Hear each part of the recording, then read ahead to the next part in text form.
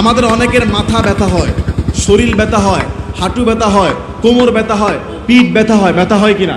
আজকে আপনাদেরকে একটা দোয়া শিখিয়ে দিব, ব্যথা ভালো হওয়ার দোয়া। শিখবেন এটা? নবী সাল্লাল্লাহু আলাইহি সাল্লাম বলেছে, ব্যথা যেই জায়গায় হবে, ব্যথা যেই জায়গায় হবে ওই জায়গায় হাত রেখে প্রথমে বিসমিল্লাহ পড়বেন 3 বার।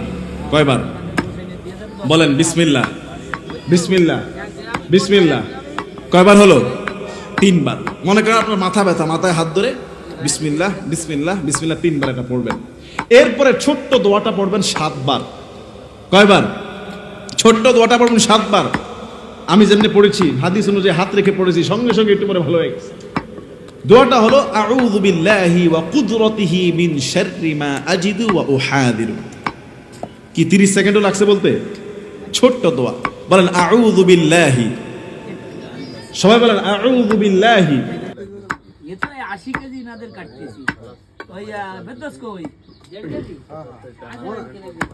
ওই যে ওই বুড়ি দুটো দিয়ে দাও দিন খইতে দাঁড়ায় রইছে পরিষ্কার করে দিয়ে দাও এক গ্রামে দিয়ে দাও বিকাশ নগদ সব আছে দেন ওইটা বিকাশ